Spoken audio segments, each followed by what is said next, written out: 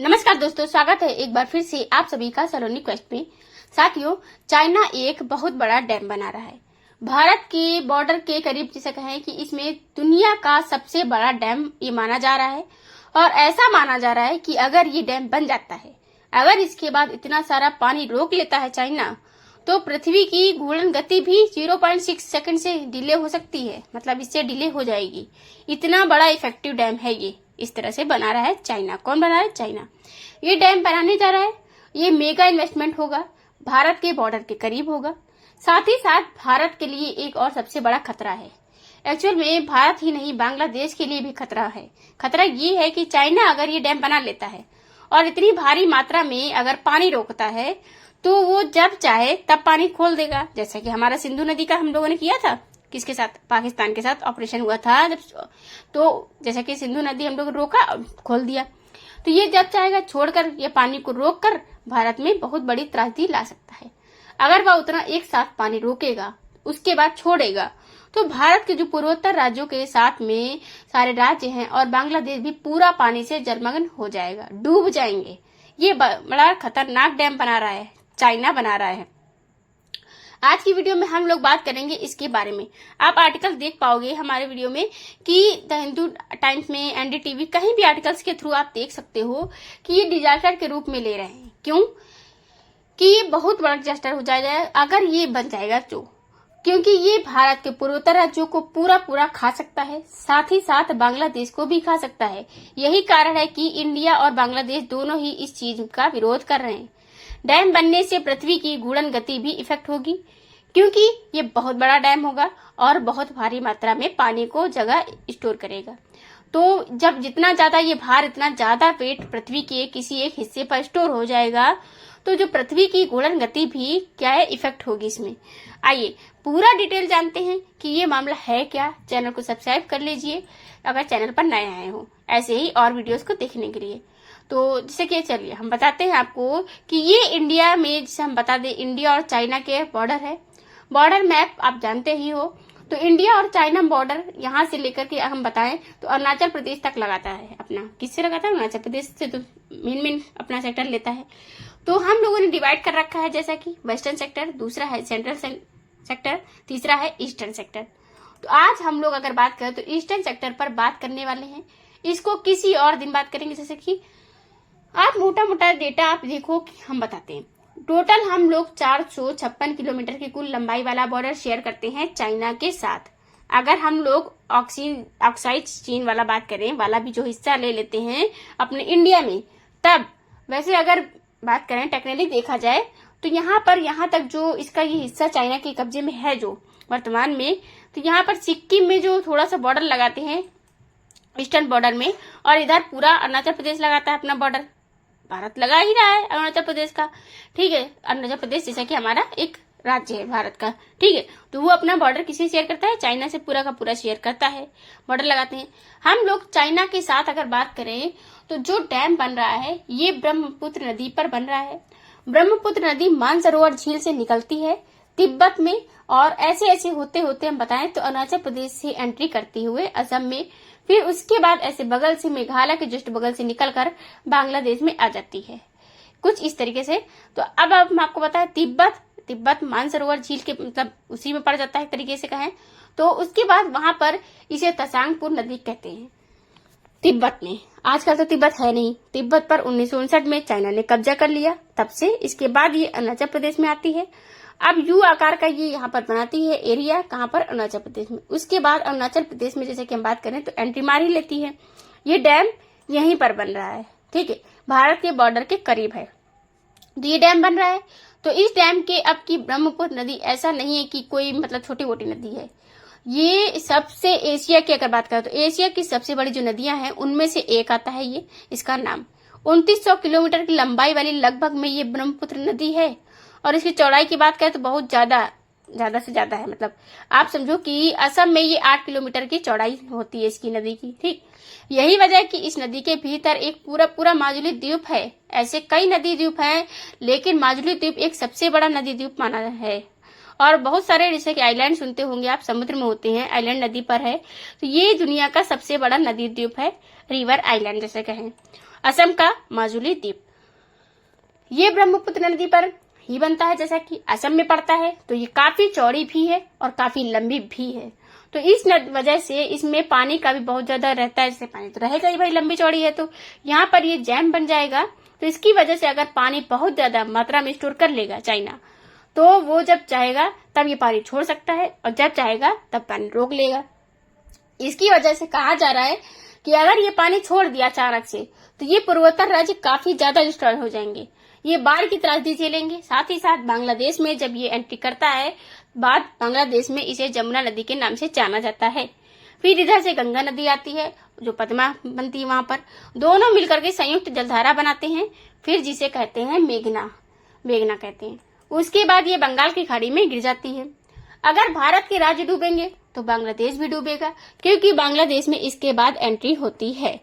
तो इस हिसाब से कहा जा रहा है कि इस हिसाब से कि बांग्लादेश तो चाइना, जैसे कि बांग्लादेश भी डूबेगा और भारत तो करी है, भारत को तो नुकसान होगा ही।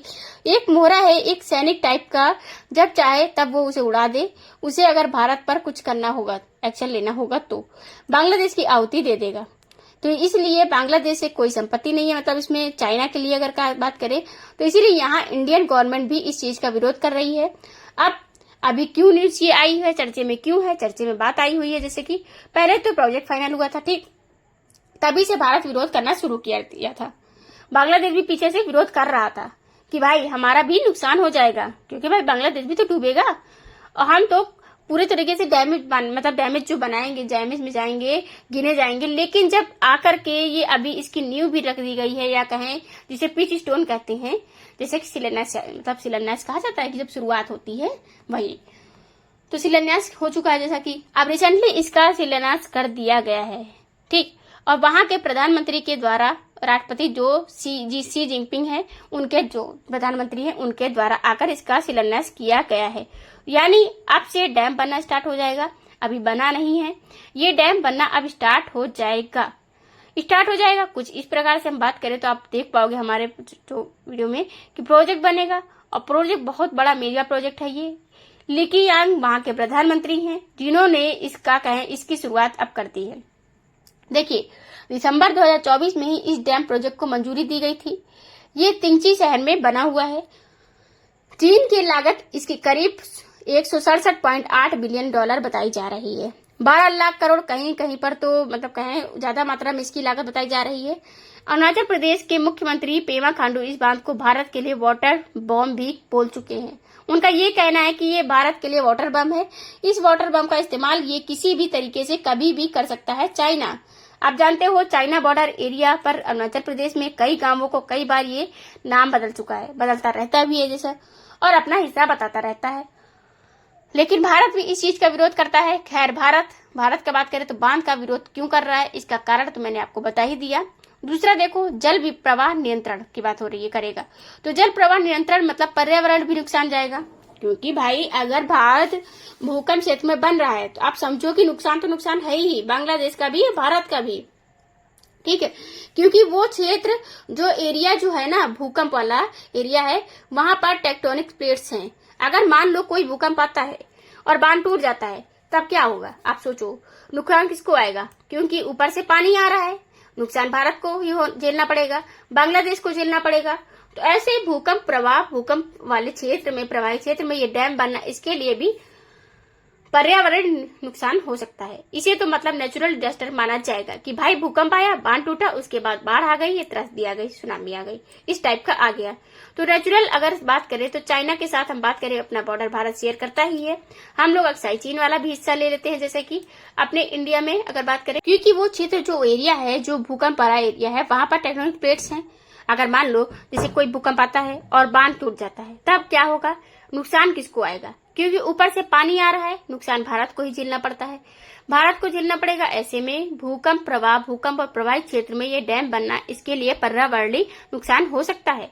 इसे तो मतलब नेचुरल डिजास्टर माना जाएगा कि भाई भूकंप आया, बांध टूटा, उसके बाद बाढ़ आ गई, त्रासदी आ गई, सुनामी टाइप का आ गया, तो ये नेचुरल गिना जाएगा।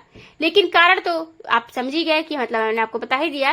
चाइना का ही कृषि बात करें तो ये ब्रह्मपुत्र पर निर्भर जैसे कि है, पूर्वोत्तर भारत के किसानों की बात हो रही और मछुआरों की आजीविका खतरे में पड़ सकती है। अब क्योंकि जल प्रवाह रुकेगा और उसके बाद फिर खाद की कमी होगी, मिट्टी उर्वरकता कम होगी, बहुत सारी चीजें दिक्कतें आएंगी। कृषकों को भी राजनीतिक तनाव ही है, राजनीतिक तनाव बढ़ेगा ही, भारत चाइना संबंध में तनाव बढ़ेगा, ये डैम बन जाएगा। तो पीछे पीछे के बाकी कारण जैसे कि हम आपको बता देंगे, इंक्लूड कर सकते हो आप। क्षेत्रीय अभाव होगा आएगा, बांध का जो असर है वो बांग्लादेश, नेपाल, भूटान जैसे अन्य निचले क्षेत्रीय देशों में पर भी पड़ेगा, क्योंकि दक्षिण एशिया में क्षेत्रीय सहयोग की कमी इसे और चुनौतीपूर्ण बना देती है। अब बात आती है इंडिया चाइना का रिलेशन। जो ट्रेड होता है इतना भारी मात्रा में, भारत का सेकेंड लार्जेस्ट ट्रेडिंग पार्टनर है, उसके बावजूद चाइना बार बार कुछ ना कुछ खुरापात करता रहता है, भारत के खिलाफ करता रहता है। कभी चाइना को खुलेआम सपोर्ट करेगा, मतलब चाइना के आतंकवादियों को यूएन में बचाएगा, जैसे पाकिस्तान की बात हो रही, मतलब वीडियो लगा करके कभी कभी मतलब बवाल करेगा, लेकिन फिर भी ये लार्जेस्ट ट्रेडिंग पार्टनर बना हुआ है भारत का। और अभी अगर एक मतलब बात करें, 1 साल पहले की बात करें, तब लार्जेस्ट ट्रेडिंग पार्टनर था चाइना ही। तो अब ऐसे में भारत की क्या मजबूरी है जो चाइना से इतना बड़ा ट्रेड करता है, इसको भी लेकर ढूंढना पड़ता है। लेकिन ऊपर से वो बार बार भारत विरोधी गतिविधियां करता रहता है, उसके बाद भी भारत कुछ नहीं जवाब देता है, आप समझो। तो बॉर्डर एरिया पर हमेशा कुछ ना कुछ ये टेंशन पैदा करता रहता है। अभी अरुणाचल प्रदेश के गांव का नाम चेंज कर देगा, कभी गलवान घाटी इंसिडेंट, कभी तमांग में इंसिडेंट, बहुत सारी चीजें ऐसी होती रहती हैं। कभी पाकिस्तान का खुलेआम सपोर्ट है, कभी पाकिस्तान का वेपन देना, मतलब उनको हथियार देना कि हम 5G टेक्नोलॉजी देंगे, प्लेन देंगे फ्री में, मुफ्त में, कि जाओ लड़ो, टेस्ट करो, ठीक है, भारत के खिलाफ। तो ये सब चीजें गतिविधियां करता रहता है, लेकिन ये मानने को तैयार होता नहीं है। खैर, इस बात के बारे में चाइना का क्या कहना है? चाइना का कहना की है कि ये 300 बिलियन यूनिट ये बिजली पैदा करेगा। इससे इसकी 30 करोड़ से ज्यादा लोगों की जरूरतें पूरा करेंगे होंगी। ये तर्क दिया है चाइना ने कि हम तो भाई अपने 30 करोड़ नागरिकों के लिए ऐसा कर रहे हैं, इससे हम अपने इतने लोगों को बिजली प्रोवाइड कर पाएंगे।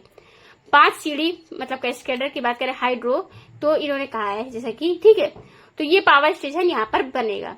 अब अरुणाचल प्रदेश में इसी नदी पर भारत की एक बना रहा है, भारत भी अरुणाचल प्रदेश में अपने साइड पर एक डैम बना रहा है।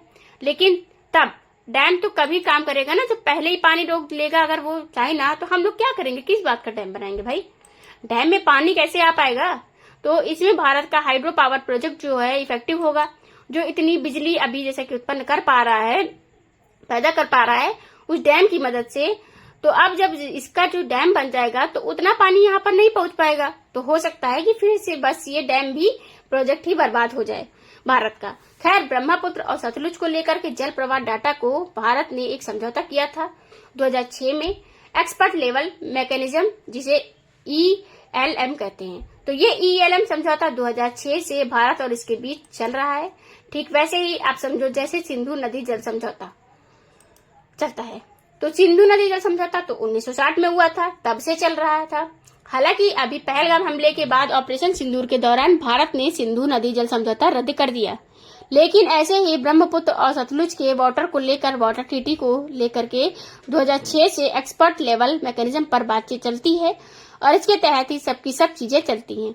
पिछले साल जब दिसंबर में ये न्यूज आई थी तो भारत के जो नेशनल सिक्योरिटी एडवाइजर हैं अजीत डोभाल, ये चीन के विदेश मंत्री वांग यी के बीच वार्ता किए और उनसे भी ये मुद्दा उठाए और कहे कि आप वहां पर डैम न बनवाइए। लेकिन चाइना है, किसी की सुनता कहाँ है वो। अब वो अपना शिलान्यास भी कर दिया है, जैसा कि ठीक 2015 में चीन ने तिब्बत में ऐसा ही एक और डैम बनाया था। वो 1.5 मिलियन की बात करें लागत से बनाया गया था और वह भी एक हाइड्रो पावर स्टेशन था। भारत ने तब भी चिंता जताई थी, लेकिन फिर भी कुछ नहीं हुआ और वो डैम बन करके तैयार हो गए। तो अब आगे क्या होगा? आगे यही कि 90% चांसेस हैं कि 90% समझ लो 99% चांसेस है कि चाइना इस चीज में इस काम को करने से नहीं रोकने वाला है। इसको यह डैम बनाएगा ही, क्योंकि वो सुनता नहीं है किसी की, वो अमेरिका वगैरह के दबाव में नहीं आता है। वो तो भारत भी क्या कुछ ऐसी भारत कोई नस पकड़ ले चाइना की, जिससे कि भारत मतलब मजबूर हो जाए कि मतलब चाइना की डैम या तो काफी सालों तक, जैसे कि हम बात करें, डिले कर दे या तो फिर इसे कैंसिल कर दे। डिले करने का तो कोई मतलब होगा नहीं, लेकिन क्योंकि डिले होगा तो अब आप जानते हो कल बनेगा, इसीलिए यहाँ पर ये काफी ज्यादा चिंताजनक स्थितियां हो चुकी हैं, बन गई हैं कि भैया देखो क्या होगा। भारत के लिए भी चुनौतीपूर्ण बना हुआ है क्योंकि वहां के पूर्वोत्तर राज्य जो हैं वो सब रिस्की हैं। भारत जितना पूर्वोत्तर राज्यों में इन्वेस्टमेंट कर रहा है वो सब खतरे में आ सकते हैं। भाई जब बाढ़ आ जाएगी तो पूरा पूरा राज्य डिस्ट्रॉय हो जाएगा ना। तो जो भी इन्वेस्टर वहां आने वाले हैं, जो इन्वेस्टमेंट कर रहे हैं, वो सब समय समय पर पूर्वोत्तर भारत इन्वेस्टर समिट होती है, बहुत बड़ा इन्वेस्टमेंट आता है पूर्वोत्तर भारत को डेवलप करने के लिए, तो वो कहीं ना कहीं खतरे में पड़ जाएगा। इन्वेस्टर वहां से भागने लगेंगे और वहां पर जब इन्वेस्टमेंट नहीं होगा फिर से टेंशन की स्थिति बन जाएगी। तो अब देखना होगा इस पर आगे क्या भारत डिसीजन लेता है। जो भी कुछ अपडेट आएगा मैं आपको बताऊंगी। आप बता दे कि आपको क्या लगता है, भारत इसमें कुछ कर पाएगा, मतलब भारत इसे रोक पाएगा इसको बनते हुए, चाइना के जो डैम को, या फिर जो भी आपको लगता है, जो भी आपकी ओपिनियन है वो आप कमेंट बॉक्स में कमेंट करके जरूर बताइएगा। अगर यहाँ तक आपने वीडियो देखी हो तो चैनल को लाइक और सब्सक्राइब कर दीजिए, शेयर भी कर दीजिए चैनल पर नए आए हो तो। Thank you for the watching.